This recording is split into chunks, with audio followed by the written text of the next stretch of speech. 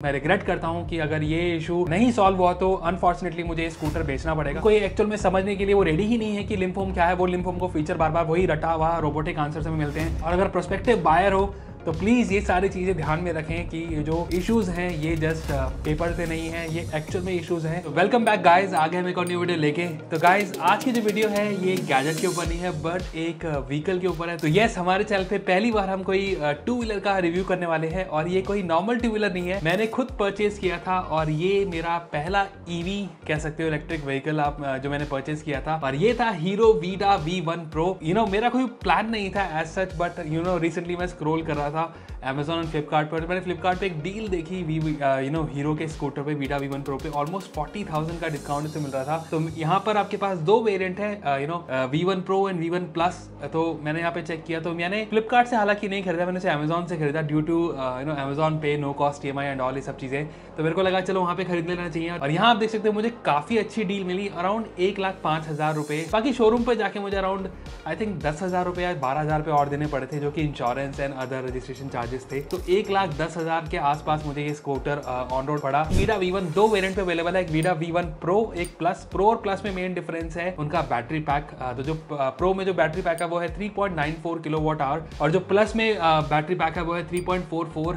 तो दो आपको इसमें रेंज थोड़ा डिफरेंट मिलती है। हालांकि जो IDC क्लेम रेंज है, सर्टिफाइड क्लेम रेंज है, वो 165 है प्रो की और अराउंड आई थिंक 150 या 140 कुछ प्लस की है। तो यहाँ पर अगर हम इसकी पॉजिटिव की बात करें तो जो पहला पॉजिटिव पॉइंट इस स्कूटर का है और प्लस पॉइंट आप कह सकते हो वो है इसकी पावर। तो यस, ये जो स्कूटर है 0 to 40 3.2 सेकेंड्स। बाकी इसमें जो मोड्स हैं eco mode, ride mode, sports mode तो बहुत अच्छी पावर है ना। इसमें कोई ऐसा कोई लैग नहीं है। कुछ इलेक्ट्रिक स्कूटर्स मैंने पहले भी देखे हैं जिसमें जैसे आप एक्सीलरेटर देते हो तो थोड़ा लैग आता है बट यहाँ पे कोई लैग नहीं है। इजी टू हैंडल स्कूटर है तो ये मुझे बहुत सही लगा। तो power and easy to handle पहला प्लस पॉइंट। अब मूव करते हैं इसके सेकंड प्लस पॉइंट की, पॉजिटिव पॉइंट की। वो है इसकी अगेन जैसे मैं बताया था रेंज 100 की रेंज ये ऑलमोस्ट मुझे इसने ऑन एवरेज दी है। कहीं कहीं मैंने जब से रफली हैंडल किया तो 90 की रेंज मिली, 80 to 90। इको मोड में 100-110, राइड मोड में थोड़ा कम, स्पोर्ट्स मोड में थोड़ी और कम। लेकिन बिलीव मी मैंने इसको हमेशा राइड मोड में ही यूज किया है और अगर मैं इसको 40, 50, 60 की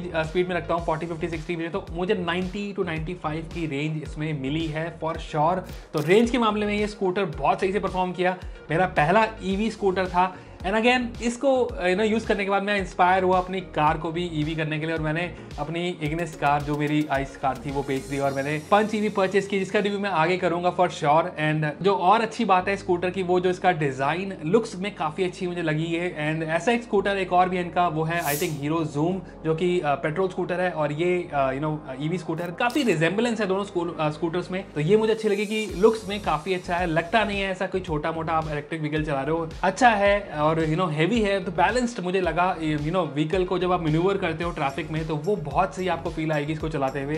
तो ये मुझे काफी अच्छा लगा इस स्कूटर में। नाउ अब बात करते हैं इसकी हेडलाइट की। तो हेडलाइट भी इसका एक अच्छा फीचर है, हेडलाइट काफी स्ट्रॉन्ग है। हेडलाइट मुझे लगता है कि स्कूटर्स में मुझे अभी तक की वन ऑफ द बेस्ट ये हेडलाइट मुझे लगी। तो ये प्रोजेक्टर हेडलाइट है और आपके पास यहाँ पे ऑल टाइम ऑन रहती है, कोई स्विच नहीं से ऑफ करने का एंड DRL सॉर्ट ऑफ ये चलती रहती है। लेकिन हेडलाइट से ये स्कूटर और अच्छा लगता है। बाकी सारी जो भी इसमें लाइट्स हैं, चाहे वो ब्रेक लाइट हो या फिर इंडिकेटर वाली लाइट हो, सारे के सारे LEDs है, हेलोजन कहीं भी यूज नहीं किया। तो ये एक सॉर्ट ऑफ बैटरी सेविंग के लिए है। और जो नेक्स्ट प्लस पॉइंट है वो है इसकी स्क्रीन। तो ये 7 इंच की TFT स्क्रीन मिल रही है। यूजुअली इस प्राइस में जो मैंने और कंपेटिटर्स में देखा वो स्क्रीन नहीं देते, वो यूजुअल एक मोनोक्रोम या फिर एक सिंपल सी एक डिस्प्ले दे देते हैं। लेकिन इसमें आपको प्रॉपर टच स्क्रीन 7 इंच की TFT स्क्रीन मिल रही है। उसके बारे में आगे आपको बताऊंगा। सॉर्ट ऑफ यूजलेस ही है वो क्योंकि इसमें इसका एक नेगेटिव भी है, दिखने में अच्छी है 7 इंच की स्क्रीन बढ़िया जरूर लगती है लेकिन नेगेटिव है इसके अंदर भी। तो आगे मैं बताऊंगा। ना मूव ऑन करते हैं इसके और पॉजिटिव पॉइंट्स में। तो यहाँ पर हमारे पास जो सीट है ये एक कंफर्टेबल सीट है, वाइट सीट है एंड मुझे बहुत ही अच्छा कंफर्ट लगा। मैंने ऑलमोस्ट 100 किलोमीटर की एक राइड जब मैं इसका रेंज टेस्ट कर रहा था तो यहाँ पर 100 किलोमीटर मैंने इसे राइड किया, वहां पर इस सीट मुझे बहुत ही कंफर्टेबल लगी एंड मुझे लगता है कि अगेन स्कूटर्स में ये सबसे कंफर्टेबल सीट मुझे लगी। कंफर्टेबल की अगर हम और बात करते हैं, यहाँ पे जो फ्लैट बोर्ड है वो एक्चुअल में बिल्कुल फ्लैट है स्कूटर का। तो आप इजीली कुछ ग्रोसरीज या फिर कुछ भी कैरी कर रहे हो अपने साथ वो यहाँ पर रख सकते हो। एक छोटा सा हुक भी है इसके अंदर। तो सीट के बाद अगर हम बात करते हैं स्कूटर की चाबी की, फर्स्ट ऑफ ऑल ये जो स्कूटर है वो कीलेस एंट्री के साथ आता है। तो ये जो की फॉब है कुछ ऐसा दिखता है। की फॉब हालांकि एक अच्छी चीज है, कीलेस एंट्री है, बहुत सही है, लेकिन जो चाबी की जो क्वालिटी है वो बहुत ही बेकार है। एंड लगता नहीं है कि आप 1 लाख से ऊपर का कोई स्कूटर या फिर कोई व्हीकल आप खरीद रहे हो उसकी चाबी इतनी गंदी क्वालिटी की होगी। कीज हालांकि इसकी ठीक है, हल्की सी चाबी है और यहाँ पर आपको जस्ट एक ही की फॉब मिलता है, दूसरी की आपको नॉर्मल मिलती है। और अगर आपको सेपरेट की फॉब चाहिए तो अराउंड 3 से 4 हज़ार आपको खर्चना होगा। तो की फॉब अच्छी भी चीज है, आप प्लस पॉइंट में कह सकता हूँ, पॉजिटिव पॉइंट है, कीलेस एंट्री आपको मिल रही है। लेकिन नेगेटिव ये है कि ये जस्ट एक मिल रही है और अगर गुम जाए तो 3 से 4 हज़ार रुपए का फटका। ईवी स्कूटर है तो चार्जिंग तो यस इसको करना पड़ेगा। तो चार्जिंग जो है इसका एक अगेन पॉजिटिव पॉइंट है। यहाँ पर आपके पास 3 मेथड है इसको चार्ज करने के, हालांकि 4 है। पहला आप इसका होम चार्ज से स्कूटर को डायरेक्टली चार्ज कर सकते हो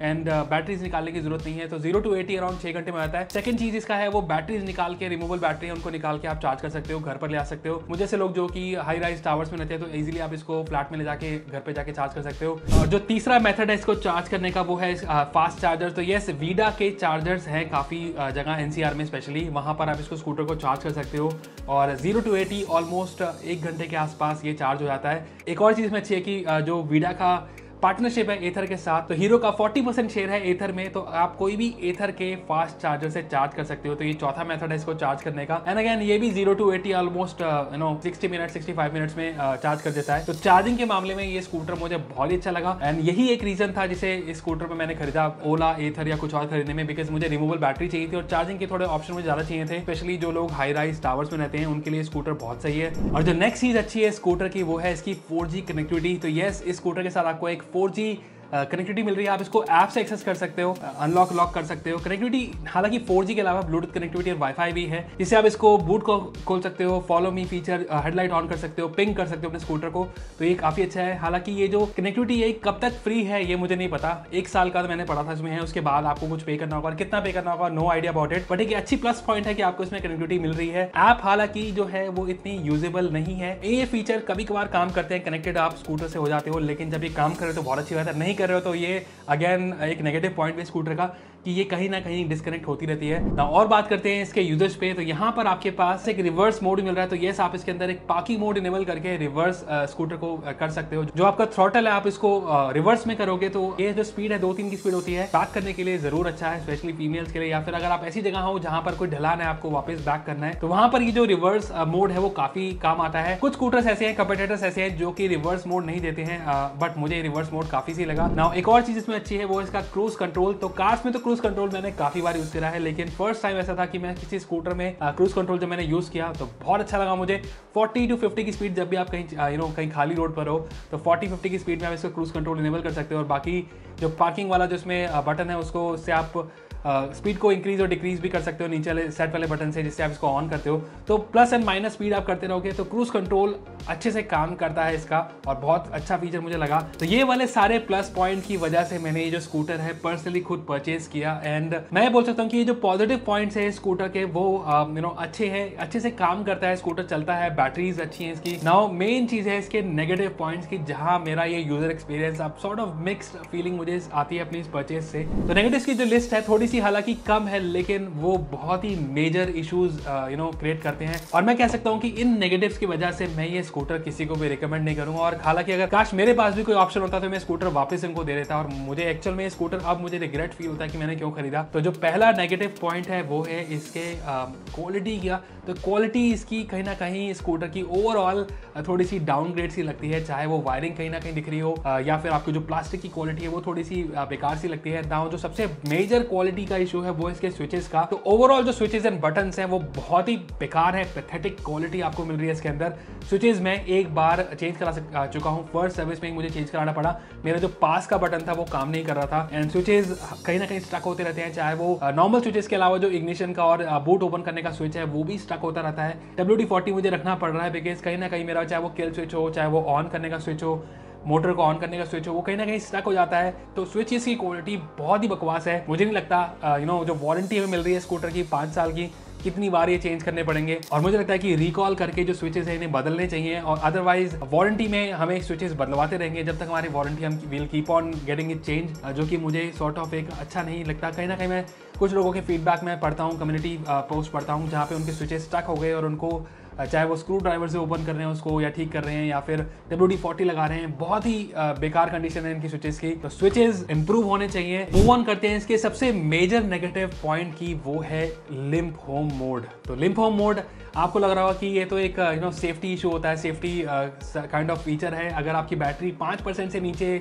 चली जाए तो ये जो लिम्प होम मोड एक्टिवेट हो जाएगा और आप 10 या 15 की स्पीड से ऑलमोस्ट स्कूटर को चलाकर घर पहुंच सकते हो। बैटरी कंज्यूम प्रिजर्व करने के लिए लिम्प होम ईवी स्कूटर्स के अलावा कार्स में भी होता है, ईवी कार में भी है। मेरी पंच कार में भी आई थिंक अराउंड जब 10% या 15% बैटरी कम हो जाती है तो एक टर्टल मोड या लिम्प होम मोड वो ऑन हो जाता है। तो लिम्प होम मोड होना अच्छी चीज़ है, लेकिन इस स्कूटर में जो लिम्प होम मोड है वो कभी भी कहीं भी आ जाता है, चाहे आपकी बैटरी 40% है, 50% है, इवन 90% से ऊपर भी बैटरी में लिम्प होम मोड आ जाता है। नाउ लिम्प होम मोड आने का मतलब क्या है कि जैसे ही लिम्प होम मोड आता है, इसकी जो मोटर है वो स्टक हो जाती है, सडन ब्रेकिंग लगती है और आपका स्कूटर से वहीं जाम हो जाता है। पर्सनली जो मेरे साथ ऐसा हो चुका है, कोई क्लिप भी दिखाऊंगा आगे में। ये जो स्कूटर है आप चला रहे हैं अराउंड 20 की स्पीड से 50 की स्पीड से चला रहे हैं एंड आप ओवरटेक करने लगे और suddenly middle of the road limp home mode आ जाता है, स्कूटर हो जाता है बंद और आपकी सडन ब्रेक लग जाती है, मोटर भी बंद हो जाती है। और ब्रेक लगने के बाद अगर पीछे से कोई हाई स्पीड व्हीकल आ रहा हो तो सोचिए क्या ही होगा।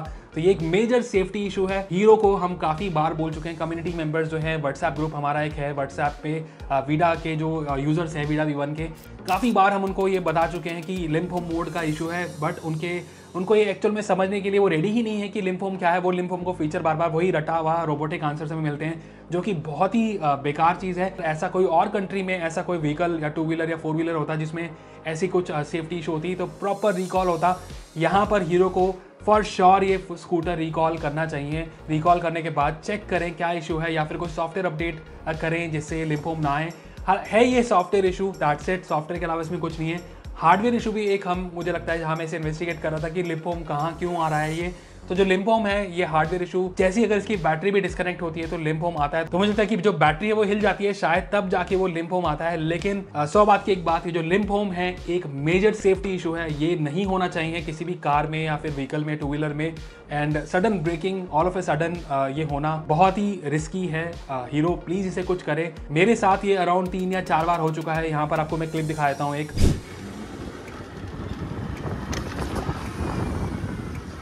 ये देखो, ये पहला इशू आ ही गया हमारे पास। अभी जस्ट शुरू ही किया था हमारा रेंज टेस्ट और ये लिम्प होम एरर आ गया। और एरर आने में क्या हुआ कि एकदम से सडन ब्रेक हुआ, जैसे आपने देखा कि एकदम रुक गया। अभी तो हालांकि स्पीड मेरी तेज़ नहीं थी, अराउंड 15 से 20 की स्पीड थी और यहाँ पर ये रुक गया है। यहाँ मैंने साइड कर दिया और अभी यूजुअली क्या होता है कि लिम्प होम में इसको ऑफ करो और ऑन करने पे ये बैटरी अब आनी शुरू हो गई है। तो अब लिम्प होम नहीं आएगा, तो स्टार्ट करते हैं दोबारा एंड चलाते हैं।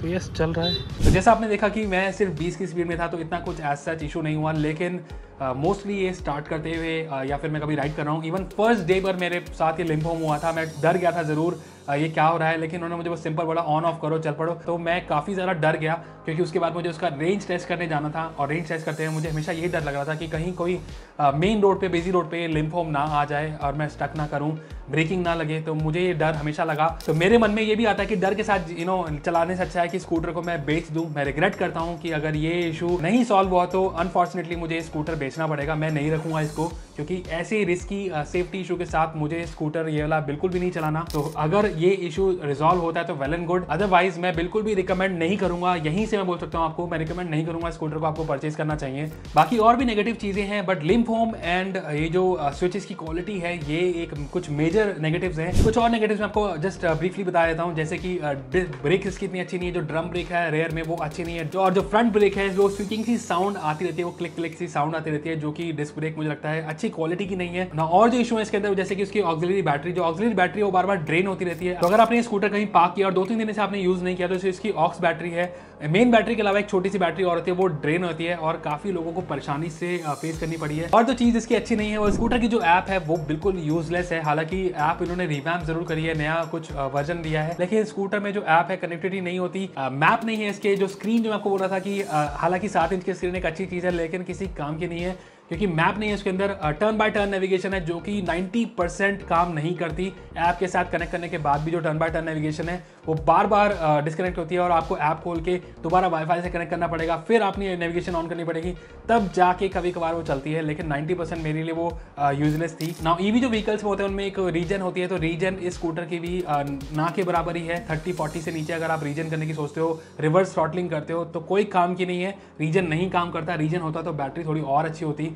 आप चार्ज कर सकते हैं स्पेशली ढलान के टाइम, या फिर आप जब क्रूज कर रहे हो। तो रीजन नहीं है, रीजन मुझे लगता है इस पर इंप्रूव होनी चाहिए। और सॉफ्टवेयर चीज़ें हैं ये, रीजन का जो एग्रेसिवनेस है वो आप सॉफ्टवेयर वाइज कर सकते हो, जैसे कि कार्स में होता है L1, L2, L3, इसमें भी कुछ रीजन का ऑप्शन नहीं दे रहे, तो मुझे लगता है और सही होता। और जो आखिरी कंसर्न वाला नेगेटिव पॉइंट है वो इसका अलॉय व्हील की क्वालिटी। तो ऑनलाइन मैंने कुछ वीडियोस एंड फोटोज देखी थी जहां पर जो स्कूटर का जो अलॉय है वो टूट गया, बीच में से बिल्कुल अलग हो गया स्कूटर से, हब से। तो ये जो क्वालिटी है इसके अलॉय की कहीं ना कहीं खराब है, या फिर कुछ पर्टिकुलर बैच की खराब थी, बट इनको प्रॉपर ये चेक करना चाहिए, रिकॉल अगेन होना चाहिए इसका। तो 100 बात की अगेन एक बात, ये जो स्कूटर है ये रिकॉल होना चाहिए। सेफ नहीं है, स्कूटर चलाने लायक नहीं है।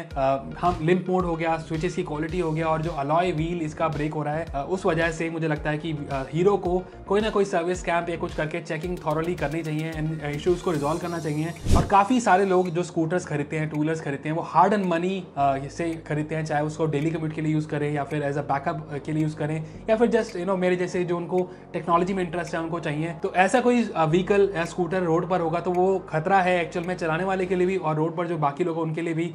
तो ये मुझे बिल्कुल भी सही नहीं लगा। बाकी ये जो सारे इश्यूज है मैं हीरो को बता भी चुका हूँ, उन्होंने मुझे बोला है कि आप सर्विस सेंटर आओ, हम चेक करेंगे। लेकिन अगेन ये इश्यूज की फ्रीक्वेंसी है, ये जो नंबर है सिर्फ मैं एक रैंडम मेरे साथ नहीं हो रहा, मैं हजारों लोगों को जानता हूँ जिनके साथ ये इशू हो रहा है, जो वीडा V1 Pro परचेस कर चुके हैं, चाहे वो फेसबुक की कम्युनिटी हो गया, व्हाट्सएप हो गया। काफी लोग परेशान हैं और सुनने वाले ये नहीं है, इसी रीजन से मैं ये वीडियो बना रहा हूँ। पॉजिटिव्स अलग बात है, लेकिन नेगेटिव्स जो होते हैं, चाहे वो एक हो दो हो, इनको रेक्टिफाई करना जरूरी है। तो हीरो की तरफ से अगर कोई ये वीडियो देख रहा है, वीडा की तरफ से कोई ये वीडियो देख रहा है, तो प्लीज ये इशू सॉल्व करें। अदरवाइज जो मेरा ट्रस्ट था, जो हीरो के नाम पर जो मैंने ये स्कूटर परचेज किया, ट्रस्ट की वजह से परचेज किया, मुझे लगता है कि ये मेरी अभी तक की सबसे बैड परचेज रही है इन टर्म्स ऑफ टेक्नोलॉजी। मैं बिल्कुल भी नहीं चलाना चाहता स्कूटर को आगे, एंड जब तक ये सॉल्व नहीं होता मैं इसे रिकमेंड भी नहीं करूंगा। आई होप ये जो वीडियो है वो सही लोगों के पास सही टाइम पर पहुंचे। अदरवाइज अच्छा खासा ये स्कूटर है, अच्छा सा ब्रांड है, काफ़ी अच्छा स्कूटर है, पॉजिटिव चीज़ें बहुत है इसके अंदर, और ये कैपेबल स्कूटर है मार्केट में अच्छा परफॉर्म करने का। एंड ऐसा अगर चलता रहेगा तो ये स्कूटर फॉर श्योर जल्दी डिसकंटिन्यू होने के चांसेस मुझे लग रहे हैं। तो अगर आप एक वीडा V1 यूज़र हैं और ये स्कूटर आप यूज़ कर रहे हो, तो अगर आप भी ऐसी चीज़ें फेस कर रहे हो जैसे मैं कर रहा हूँ, तो मुझे कमेंट करके बताओ। और अगर प्रोस्पेक्टिव बायर हो तो प्लीज़ ये सारी चीज़ें ध्यान में रखें कि ये जो इश्यूज़ हैं ये जस्ट पेपर पे नहीं है, ये एक्चुअल में इश्यूज़ हैं। तो ज़रूर डबल चेक करें, ट्रिपल चेक करें कि ये इश्यूज़ से आपको कोई प्रॉब्लम होगी नहीं होगी। मुझे प्रॉब्लम हो रही है तो मैं बिल्कुल रिकमेंड नहीं करूँगा, बाकी आपकी मर्जी। तो आई होप आपको हमारी वीडियो अच्छी लगी हो। वीडियो अच्छी लगी तो लाइक का बटन जरूर दबा देना, और चैनल पे नहीं हो तो सब्सक्राइब बटन जरूर दबा देना। तो आज के लिए बस इतना ही, फिर मिलेंगे नेक्स्ट वीडियो में। Till then good bye.